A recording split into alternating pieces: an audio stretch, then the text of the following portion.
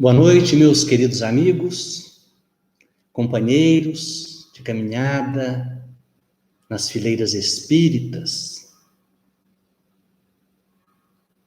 Muito agradeço a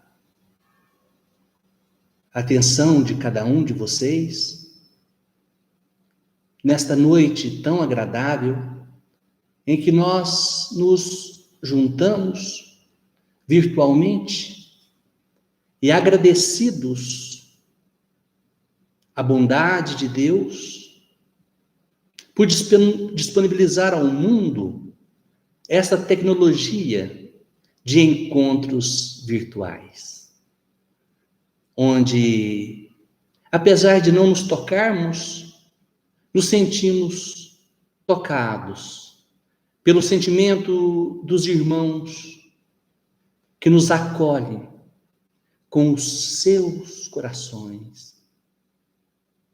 Agradeço a cada um de vocês e, sobretudo, aos queridos amigos, companheiros do grupo fraterno Foco de Luz, da cidade de Valinhos, São Paulo, que me convidaram para, em seu nome, trazer nesta noite uma mensagem de paz. E é com esse intuito, com esta vontade, que aqui nos reunimos para falar de coisas que realmente nos tragam a paz. E assim sendo, podemos iniciar dizendo que João, o evangelista, no capítulo 14 da sua escritura, no versículo 15, traz uma narrativa do Cristo, dizendo aos seus apóstolos: se me amardes, guardareis os meus mandamentos. E eu rogarei ao Pai, e Ele vos dará outro Consolador, para que fique convosco sempre. O Espírito da verdade, que o mundo não pode receber, porque não o vê, nem o conhece. Mas vós o conheceis, porque habita convosco e estará em vós. Sobre os mandamentos que o Cristo se refere, poderíamos relembrar os seus dizeres a um fariseu, quando lhe pergunta sobre o maior dos mandamentos, e Jesus diz que amar a Deus e amar ao próximo resume todos os mandamentos, toda a lei e todos os profetas. Obviamente que sim. Muito consistente a fala, porém com uma condição muito geral. Amar a Deus e ao próximo? Sim. Mas Jesus falou ao fariseu, noutra oportunidade, ele fala aos seus apóstolos e diz: guardareis os meus mandamentos. Aos apóstolos, ele pôde decifrar muitas coisas, dar orientações particulares, detalhes de como agir. E este próprio João diz no seu evangelho que se fosse para escrever tudo que o Cristo disse e fez, no mundo inteiro não caberia.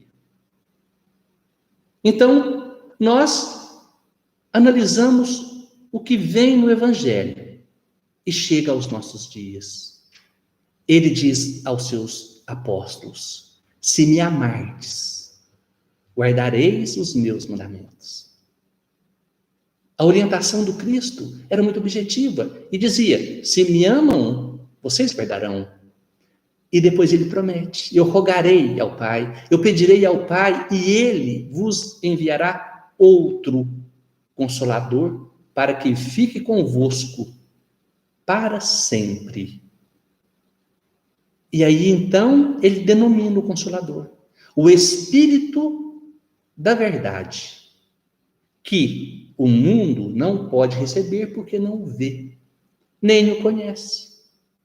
Mas vós os conheceis, porque habita convosco e estará em vós.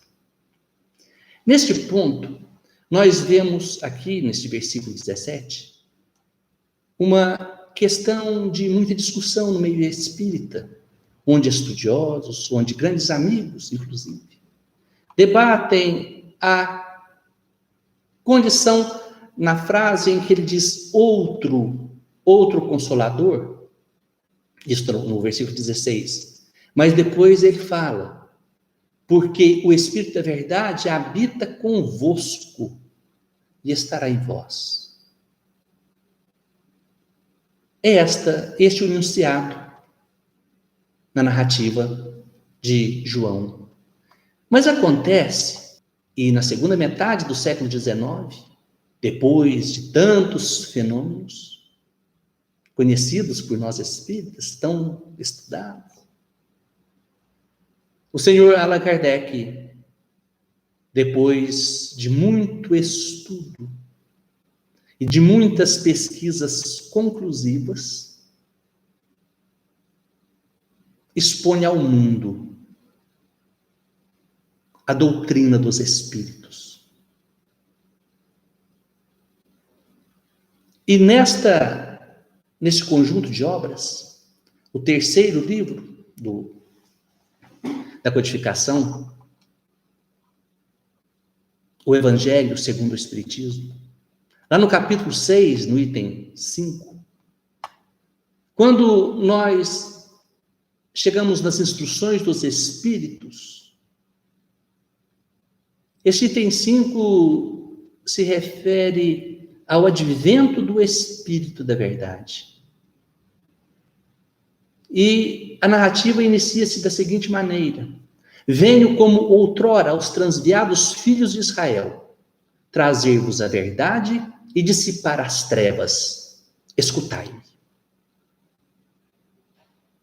Todas as vezes que nós relemos este trecho, chama-nos a atenção a oração tão curta, escutai-me.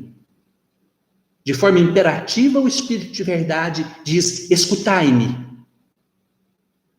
Então somos movidos a reler o que ele diz. Venho, como outra vez eu vim, aos transviados filhos de Israel, trazer a verdade e dissipar as trevas. Verdade e luz, gente, são sinônimos. Porque tal qual a luz, a verdade dissipa as trevas. E assim, no grande trabalho fantástico, maravilhoso, incomensurável do Cristo, ao encarnar-se no planeta, e aqui deixar a sua mensagem, sobretudo o exemplo, tantas coisas ficaram sepultadas nas terras da Palestina, e que nós não tivemos conhecimento. Mas, segundo a promessa do meigo Nazareno, o Consolador vem ao mundo, enviado por Deus. A pleiade de espíritos, que muitos acreditam ser esta pleiade o Espírito de Verdade, mas que outros dizem que o Espírito de Verdade, segundo a promessa, é o próprio Jesus, independente e sem querer causar nenhuma controvérsia, acredito eu que seja o próprio Cristo, Jesus Nazareno, que vem com o nome de verdade, em nome da verdade, Espírito da Verdade, a luz, para clarear, porque hoje nós já podemos ver coisas que há 2000 anos a nossa capacidade limitava. Pois bem, neste item 5 do Evangelho segundo o Espiritismo, do capítulo 6, após algumas justas e devidas considerações, O Espírito de verdade enuncia um postulado composto por 2 mandamentos: amai-vos e instruí-vos. Amai-vos e instruí-vos. Está lá, o Espírito de verdade orientando-nos. Quando ele diz escutai-me, toda a proposta da sua missiva é para que tenhamos bastante atenção. Escutai-me. E ele diz, amai-vos e instruí-vos. O lema dos espíritas. Que coisa mais nobre, o amor e a instrução. O amor, por ser o elo que nos liga a todas as criaturas. O amor proveniente de Deus, e Deus sendo o Criador, faz com que as criaturas se reúnam conectadas. E a instrução, por sua vez, é o elemento que promove e solidifica a intelectualidade. Sim, a intelectualidade que vai se desenvolvendo e dando-nos condições para escolher entre o bem e o mal. Quanto mais conhecemos da vida, quanto mais conhecemos do mundo, quanto mais conhecemos de nós, vamos fazendo as nossas escolhas. E uma vez desenvolvendo a intelectualidade, a nossa moralidade acompanha. Pelo seguinte motivo, sabendo escolher o que é certo, nós seremos melhores. Porque a experiência no bem faz com que nos elevemos sem tantas dores, sem tantos infortúnios. Por isso, diz-nos o Espírito de verdade, amai-vos e instruí-vos. E a instrução, vejam que interessante, segundo nos afirmam alguns estudiosos do comportamento psíquico, instruir-se é o que dá mais alegria e contentamento ao ser humano. A instrução é o que nos dá mais alegria. Tanto que todas as pessoas relembram da infância, da adolescência e dizem como eu era feliz. Anos dourados, porque são os anos das descobertas. É o tempo que se aprende mais coisas. Por isso que sempre a recordação é muito grata. É muito grata a lembrança daqueles tempos onde se aprendia muitas coisas. E vejam que, além da instrução, a superação ou superar-se a si mesmo é o segundo motivo de maior contentamento. Pois bem, a respeito de instruirmos-nos, como fazer? Devemos ir à escola? Sim, mas não ir à escola. Nós já estamos na escola. Nós aprendemos, nós nos desenvolvemos na grande universidade do universo, na grande escola cósmica, de todos os mundos, de todas as dimensões. E aonde quer que estejamos, temos a oportunidade de nos instruir, sim, porque tudo e qualquer coisa pode nos ensinar algo relevante. Todos os seres podem nos ensinar coisas que nos sustente a vida ou que nos motive a ações melhores. Não existe nada e ninguém nesse universo incapaz de nos ensinar alguma coisa que seja. Ninguém. Não há. E o que é mais interessante de tudo isso, quando nos perguntam, devo eu ir à escola, à faculdade? É claro que sim. Muitos têm o seu espaço de aprendizado de direcionamento nas ciências, na filosofia, nas artes, nos bancos escolares, nas academias terrenas. Mas, não obstante, a escola do dia a dia, a escola da convivência, em todos os níveis, em qualquer tipo de relação, nós temos ali motivos para aprender. E como efetivamente podemos aprender? Nós aprendemos quando nós conscientizamos que instrução está diametralmente oposta à distração. Vejam que eu disse distração e não divertimento. Quando eu estou distraído, ansioso para que o tempo passe, angustiado porque o fim de semana não chega, triste porque estou em casa ou triste porque estou no trabalho, eu fico recluso de uma forma doentia, perdendo a oportunidade de aproveitar aqueles instantes numa conversa edificante ou analisando o funcionamento de algum objeto, alguma coisa que possa trazer para mim uma motivação. Sim. Em qualquer tempo, em qualquer lugar, eu aprendo. Mas quando nós temos um foco, quando temos um foco de luz, nós nos direcionamos à escola, com os seus mestres, nas suas respectivas cátedras, e ali nos colocamos e lhes digo que a cada dia está mais fácil encontrar material que venha a preencher a nossa sede de conhecimento.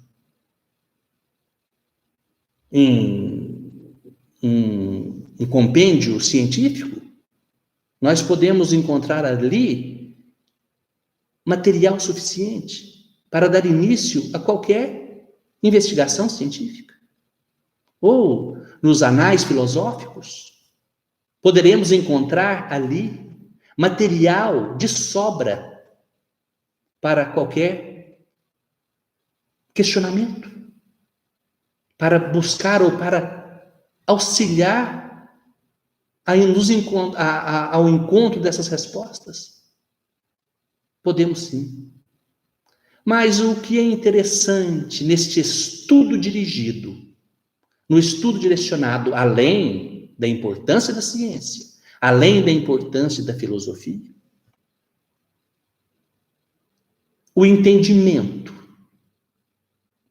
do Evangelho do Cristo é para nós uma verdade que ilumina, pois aquela narrativa não existe apenas para dar testemunho da presença de um grande homem no planeta.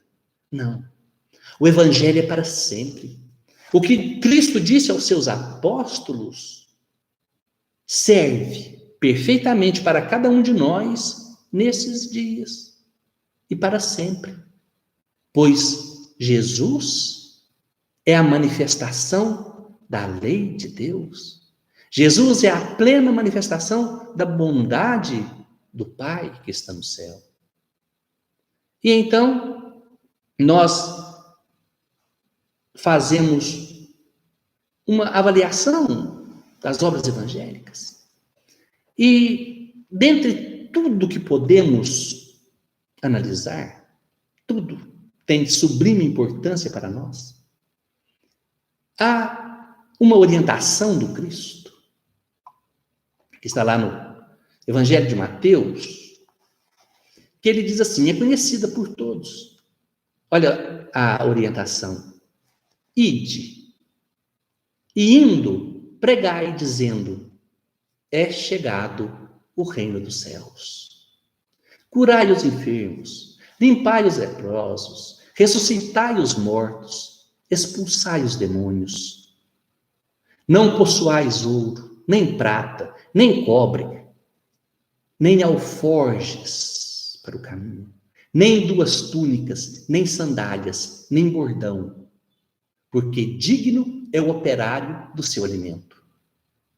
E em qualquer cidade ou aldeia que entrardes, procurai saber quem nela seja digno e hospedai-vos aí até que se vos retireis.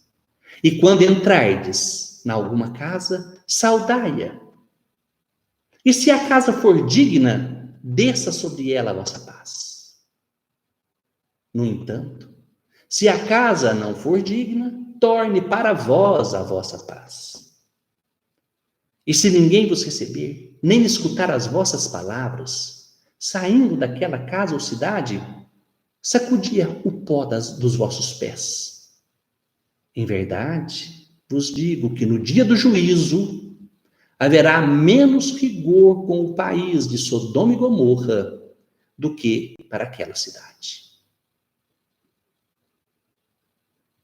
Esta orientação do Cristo me deixou um tanto quanto apreensivo, porque venho acompanhando desde a minha juventude as leituras evangélicas, mas me chamou a atenção um ponto que quase nem sempre é discutido, quando Jesus se refere à cidade de Sodoma e Gomorra e fala sobre um rigor muito grande que haverá sobre aqueles que não receberem os que dizem que o reino dos céus é chegado. Porque Sodoma e Gomorra sempre para mim soou como um palavrão, e nós veremos por quê. Mas na análise geral da obra, nós vemos aqui quando Jesus diz ide e pregai. Quem analisa a letra entende que deve pegar o evangelho e sair de casa em casa ou nas ruas pregando e dizendo: é chegado o reino dos céus.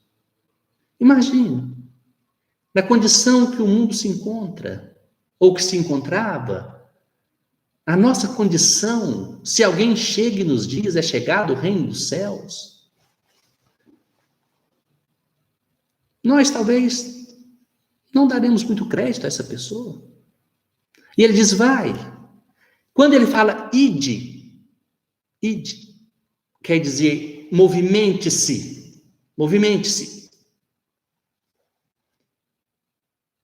e pregai, dizendo: é chegado o reino dos céus. Jesus havia dito anteriormente que o reino dos céus está dentro de nós. Se o reino dos céus está dentro de nós, o que eu devo fazer? O verbo dizer é manifestar o reino dos céus em mim. Por quê? Mais tarde, lá no início do milênio, 1200 e pouco, o Chico Francisco de Assis diz que pregai sempre o evangelho. E, se necessário, use palavras. A boa nova que fala do reino dos céus, não é necessário palavra para exprimir. Por isso Jesus diz: ide e pregai, e diz: curai os enfermos e limpai os leprosos, ressuscitai os mortos, expulsai demônios. Será que podemos fazer isso? Ou eram somente os seus apóstolos? Quando Jesus diz: ide e pregai, se o reino do céu se manifesta, nós podemos curar. Pois quantas vezes nós fomos curados por um irmão que se aproxima, cheio de bondade, e nos diz: acalme-se. Aquela dor que então nos enlouquecia, cessa milagrosamente. Limpai leprosos. Quando ele diz sobre a lepra, que era uma doença marcante, uma doença terrível, fala ele também aqui, chega aos nossos ouvidos, sobre as tantas incrustações a nível físico que vamos materializando devido à nossa insensatez. Podemos, sim, através da ação fluídica, unida com os espíritos que nos auxiliam, fazer com que esta condição enfermiça daquele que por acaso se encontre como tal, possa ser diluída, possa ser amenizada, ressuscitar em mortos, não os cadáveres, mas aqueles vivos que perambulam pelos vales da morte, olhando apenas a matéria, com sentimento apenas no que traz um resultado material. Expulsai os demônios. Não se expulsa demônios com gritos. Os demônios que se referem aos espíritos desajustados, aqueles obsessores que, por falta de conhecimento, acreditam que o mal ainda pode lhe trazer mais alegria. O mal é combatido com o bem. Aliás, nem é combatido. O mal é envolvido pelo bem e se dissipa. Porque o bem vem de Deus e o mal não tem origem. E tudo que vem de Deus é mais forte e se sobrepõe. Se temos a consciência disso e a instrução nos chega para nos ditar essa verdade, os demônios no sentido figurado de um ser perverso, se transformam.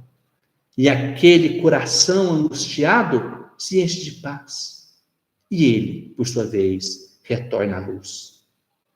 Continua o Cristo dizendo: ide, e não possuais ouro, nem prata, nem cobre nos seus alforjes, na sua bolsa, nem alforje, aliás, nem ouro no cinto, nem alforje, e nem cajado, nem 2 túnicas, nem sandália.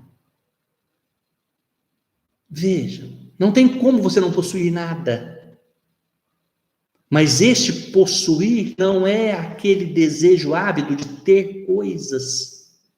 Jesus é radical neste conceito para que as coisas não nos escravizem. Ele diz: vá e em qualquer cidade ou aldeia que entrardes, procurai saber quem seja digno de hospedar-vos ali. Cidade ou aldeia, meus queridos, é a grande povoação mental que estamos envolvidos. E ele diz: quando chegais numa casa, veja se ela é digna. É a casa mental. A casa mental do outro, do interlocutor. E se ela for digna, desça sobre ela a vossa paz. Então, aqui eu faço um parêntese. Eu tenho que levar comigo a paz, porque eu não posso dar uma coisa que não tenho. Eu tenho que desenvolver a paz em mim para que esta paz recaia sobre o outro. Tá? Mas se ele não for digno, essa paz voltará para mim. E segue dizendo ele: se ninguém vos receber e nem escutar, quando você for saindo, bata os pés para deixar ali o pó daquela casa. E retirai-vos. No dia do juízo, eu, em verdade, vos digo que haverá menos rigor sobre Sodoma e Gomorra do que sobre essa cidade. Pois bem, nesse ponto a gente fica pensativo. Mas como isso? Eu chego numa casa? Não, é na casa mental. Na casa mental eu levo a minha paz. Se ele for digno, se ele estiver na mesma sintonia, ele se encherá de paz. Porque a minha paz, a paz que eu dou, não tira de mim nada. Ela se multiplica quando encontra alguém que possa receber naquela mesma vibração. Porém, se não for digno, que a paz retorne a você. Leve a sua paz. Se a pessoa está ali bem receptiva, você vai entabular com ela uma conversa, ou às vezes nem isso, mas uma troca de sorrisos é o suficiente. E a paz se multiplicará.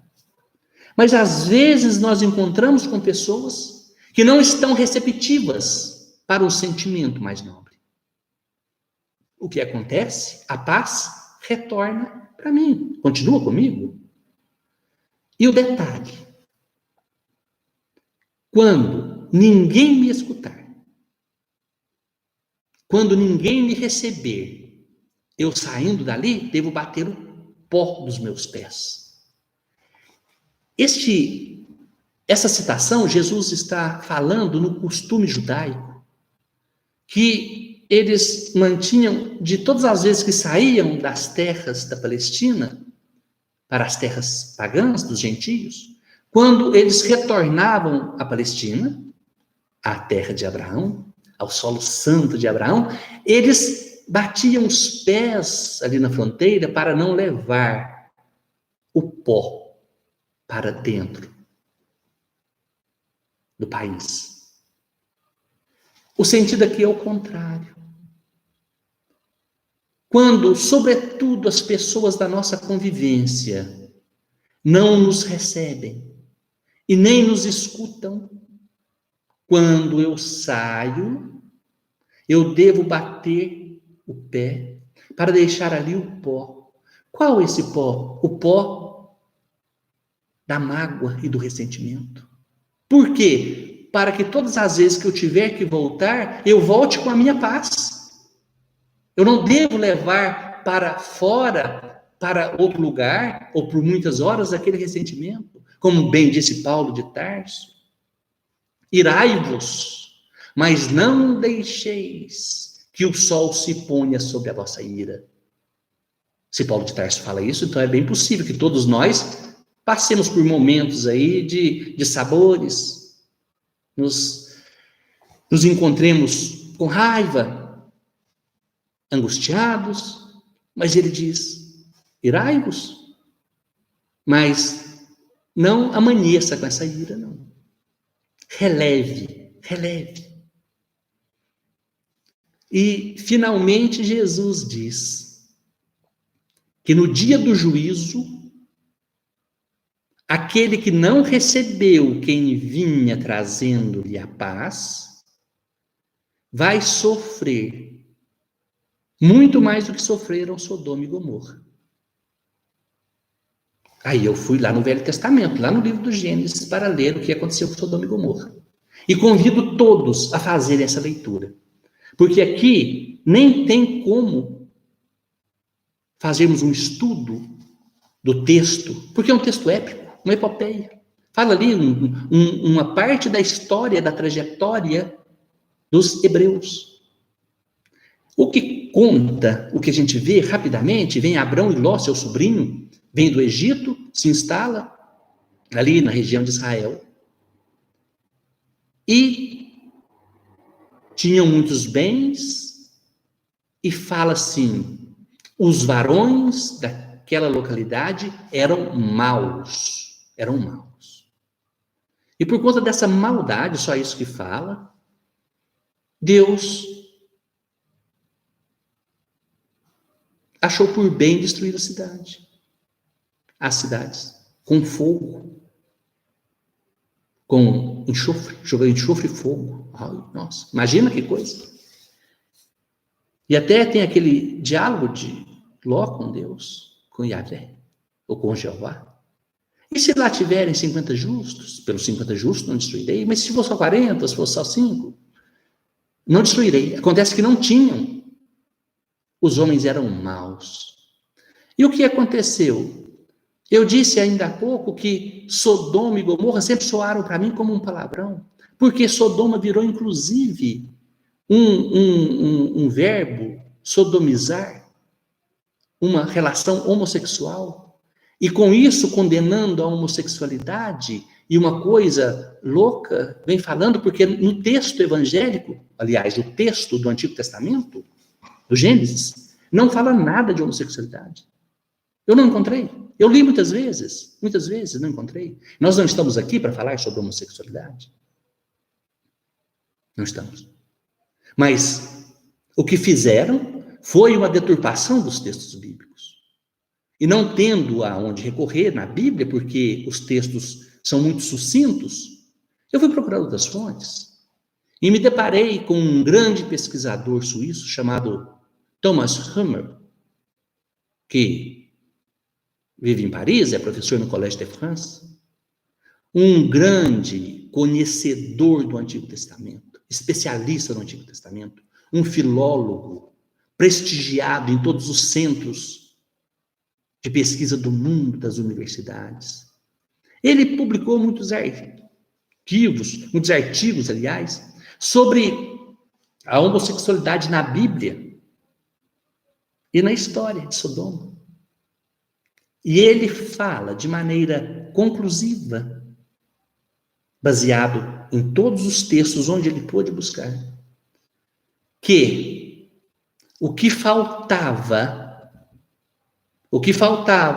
naquele povo daquela época que se refere o Antigo Testamento era a hospitalidade. Eles eram maus, eles não recebiam pessoas bem. Então vejamos, quando falamos na questão da homossexualidade, nós sabemos muito bem que o espírito não tem sexo. E que as tendências sexuais manifestam-se, quando encarnados, e tem espíritos, entre aspas, assexuados, aquele que não tem interesse por sexo. Tem os heterossexuais e tem os homossexuais. Vejam que a condição da homossexualidade é uma condição momentânea, é uma condição temporal. E ainda que fosse alguma coisa horrível, alguma coisa condenável por Deus, é passageiro. A falta de hospitalidade, não. A falta de hospitalidade é uma característica do espírito. Então, isso é que faz mal. Isso é que realmente traz prejuízo para todos. Porque, independente da opção sexual da pessoa, se ele for uma pessoa generosa, sendo uma pessoa hospitaleira, uma pessoa bondosa, que trabalha, que tem, qual o mal? Quem somos nós para julgar? E dizer que Sodoma e Gomorra foram queimadas por isso? Aqui, dentro desse contexto épico, dentro dessa mitologia, eles morreram porque não tinham hospitalidade. Ainda tem mais um detalhe, que Ló e a sua família, suas filhas, os genros e a esposa, saem, e o anjo, outro dia, se quiser, a gente pode falar só disso, mas hoje não vai ter como. Mas o anjo diz assim para a mulher, para todos, não olhem para trás. E a mulher de Ló olha e se transforma numa estátua de sal. Por que estátua de sal? Porque sal naquele tempo era algo muito precioso, algo muito valorizado. E ela olhou para trás, olha o sentido figurado. Quando ela começa a analisar o passado, ela mantém o sal valorizado, a pessoa continua com o mesmo valor que possui. Porém, estatualizado, parado, rígido, não caminha para frente. Ela se transformou numa estátua de sal quando olhou para trás, vendo ali a destruição de Sodoma. Pois bem, voltemos então ao Evangelho, mas antes disso, vamos relembrar que a hospitalidade, ela faz parte das leis de Israel. E também de uma lei não escrita dos povos do deserto.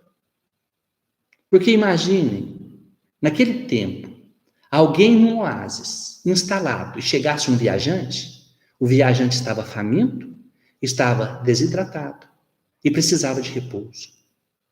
Para a própria ideia de manutenção da espécie, era relevante que se abrigasse o viajante.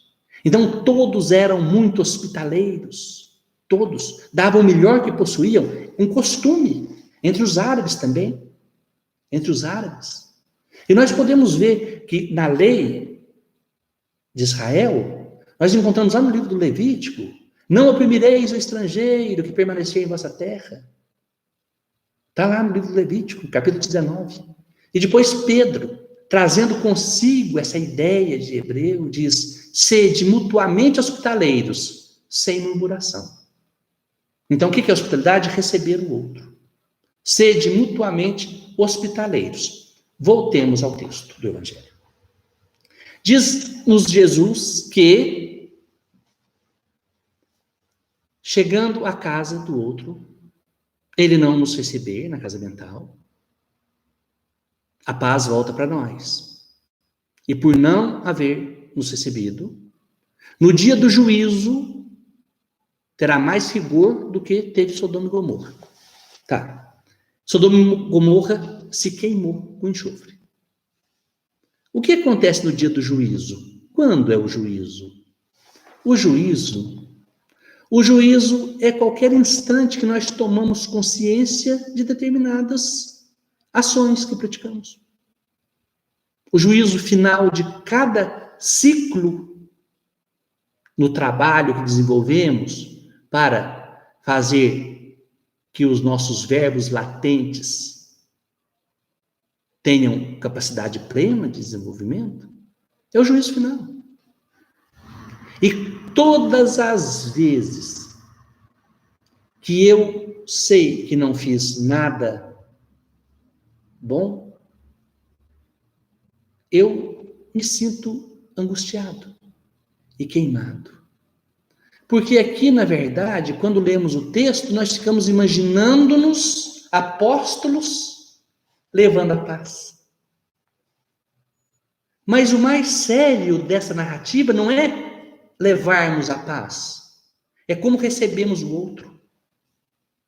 Porque se nós vamos e ele não nos aceita, se o irmão nos rejeita, se o filho não está nem aí, se a esposa também não é aquela coisa, o que eu faço? Viro as costas sempre que me afastar, deixe ali a minha mágoa e sempre retorne.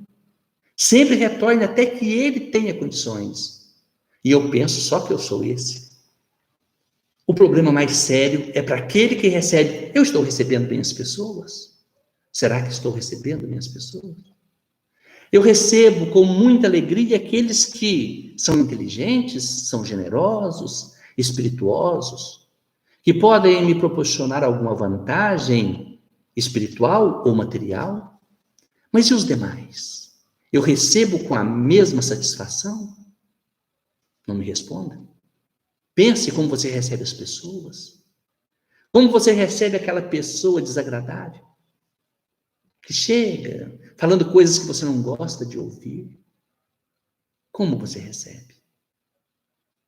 Acontece que, se hoje nós não fazemos questão de dar atenção às pessoas, a atenção que ela merece, qual que é a atenção que a pessoa merece? Toda a atenção do mundo. Emmanuel nos disse que todos e qualquer espírito vale mais do que o universo inteiro. Então, para o outro, eu devo dar a atenção do tamanho do mundo. Porque se eu não der essa atenção, o que acontece? Quando, passado o tempo, eu pensar que se eu tivesse dado um pouco de atenção para aquela pessoa, eu teria minimizado as suas dores, talvez. Quando eu tomar consciência, no dia do juízo final, a consciência manifestando, que eu não fui generoso para com ele, recebendo-o no meu coração, na minha casa mental, o que vai acontecer? O rigor que a lei que está na minha consciência me julgará será pior do que se eu fosse queimado com enxofre. Por isso é que nós temos que repensar as nossas convivências. Olha, amai-vos e instruí-vos. A instrução é para sabermos como desenvolver o amor. Como desenvolver esse amor? É aí que está a condição mais célebre da nossa existência. Como desenvolver o amor, ser receptivo para com todas as criaturas, porque, veja, a gente pode dar 1 milhão de motivos para justificar a nossa falta de paciência para com o outro. Não, ele é muito chato. Ele conta piada. Eu, por exemplo, não gosto de piada. E há um tempo atrás, a pessoa me contava uma piada, eu fazia cara feia. Hoje eu consigo sorrir. Continuo não gostando da piada, mas a pessoa que gosta de contar piadas, ele chega trazendo para mim o que ele tem de melhor. Tem um sobrinho muito querido. Hoje está um moço bonito. Mas quando pequeno, muito pequeno, o que ele mais gostava era de videogame. E eu, pela minha idade, eu nunca nem entendi direito esses jogos de computador. E ele jogava um jogo sozinho, que só ele que jogava, ele adorava aquilo. E todas as vezes que eu chegava na casa dele, ele ficava tão contente. Isso eu falo, me enche de emoção e de saudade. Ele me entregava o joystick para que eu jogasse o jogo que ele mais amava. Ele me dava aquilo que ele gostava, aquilo que para ele tinha valor. E por quê? O meu amor por ele, muito grande, eu pegava e começava a jogar e ele via que eu não estava sabendo, aí ele vinha gentilmente, me tomava e continuava jogando. E muitas vezes sentado no meu colo. Ele tinha 4 anos. E outros que vêm para me doar aquilo que ele tem de mais importante. E eu não dou valor. Meu Deus. É nesse momento que a gente se recorda de alguns momentos com pessoas até da nossa íntima convivência, que não fomos generosos com a atenção, que fazem com que a gente sofra a culpa, porque estamos tomando consciência. Mas aí você vem e me diz, não tem jeito, porque aquela pessoa, ela é muito má. Aquela pessoa tem esse, aquele defeito. Mas vamos utilizar da nossa instrução, daquilo que já sabemos, para fazermos algumas análises. Se todos os seres são criados por Deus, pela vontade de Deus, e Deus é amor, todos os seres trazem consigo o amor de Deus. E esse amor, vejam bem, quando Jesus disse, qual pai cujo filho lhe pedir um peixe lhe dará uma serpente? Se vós que sois maus não dão serpentes ao filho que pede um peixe, quem dirá ao Pai que está no céu? No entanto, Khalil Gibran, um filósofo, poeta libanês, disse que se um filho pede ao pai um peixe e ele lhe dá uma serpente, talvez seja generosidade por parte do pai. Talvez o pai não tenha mais do que serpentes para dar. Então a pessoa dá o que tem. Ninguém quer ser feio por ser feio. Todas as pessoas querem se apresentar da melhor maneira possível e eles têm aquilo para se apresentar, têm aquilo para doar. Então, da nossa parte, olha a ideia do ide e pregai. Se é importante movimentar, se é importante fazer com que o reino do céu se manifeste e aos outros levemos essa luz e essa paz, mais importante é recebermos o outro cujo amor está distorcido. Pois Emmanuel, sempre Emmanuel, com a sua lucidez, com a sua capacidade de síntese e descrição perfeita, nos diz que o ódio é o amor que se envenena. A paixão é o amor que se incendeia. O egoísmo é o amor que se concentra em si mesmo. O ciúme é o amor que se dilacera. A revolta é o amor que se transvia. O orgulho é o amor que enlouquece. A discórdia é o amor que divide. A vaidade é o amor que se ilude. A avareza é o amor que se encarcera. O vício é o amor que se embrutece. A crueldade é o amor que tiraniza. O fanatismo, o amor que se petrifica. E o mal? O mal, nos diz Emmanuel, o mal é simplesmente o amor fora da lei. O mal é apenas o amor fora da lei. Tudo é amor. É o amor de Deus que está ali, na forma latente, como uma semente para germinar. E quando germinar, mostrará toda a sua pujança, toda a sua beleza. Do amor puro do Cristo, do amor puro de Deus, Pai, que se manifesta. Porque, meus queridos amigos, companheiros de jornada, neste mundo tão belo, o mal que vemos no outro é o reflexo opaco do que somos. Mais do que levarmos a paz, devemos receber sempre de bom grado o que o outro nos traz, respeitando a individualidade dele, trabalhando e servindo sempre, pois somos todos filhos do mesmo Pai. Este Pai generoso, esse Pai bondoso, esse Deus que é extrema justiça e extrema misericórdia. Esse Pai que nos abençoa a cada dia.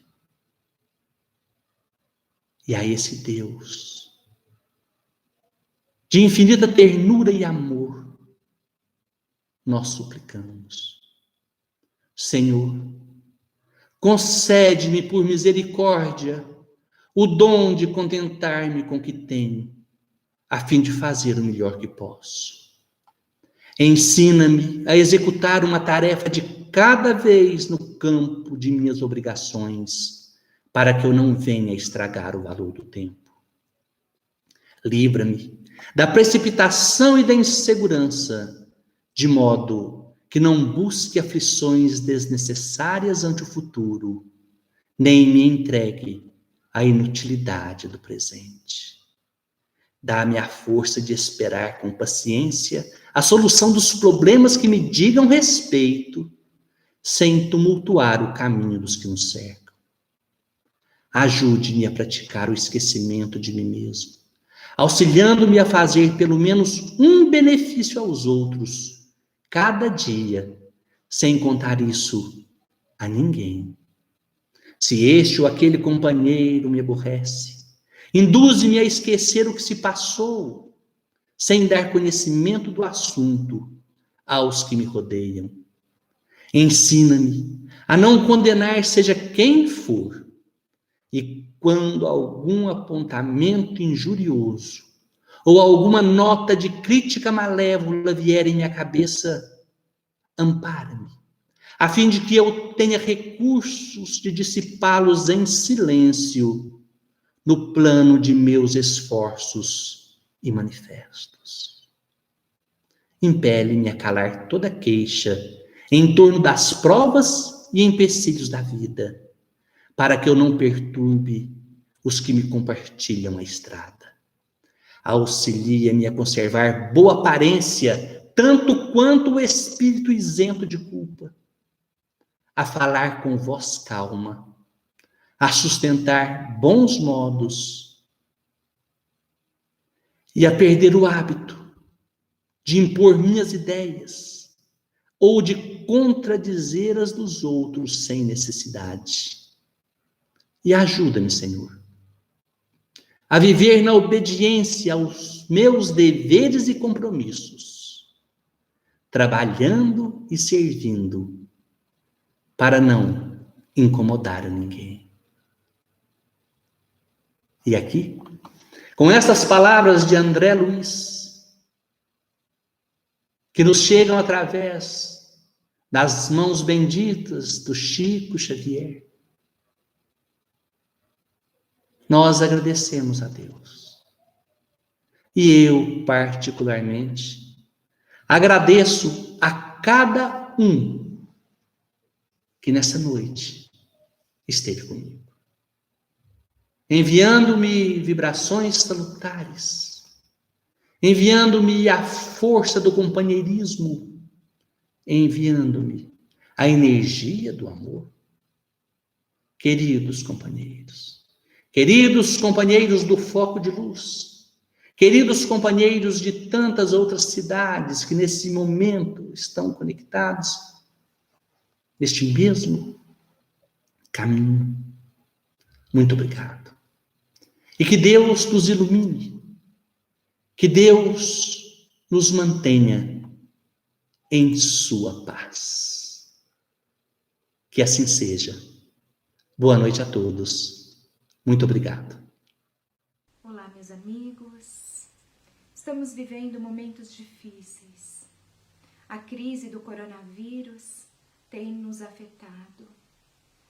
Tem trazido para nós momentos ímpares que, ao meu ver, aos espíritas cristãos que conseguem enxergar além, esse talvez será um momento oportuno para que nós possamos testemunhar a nossa fé.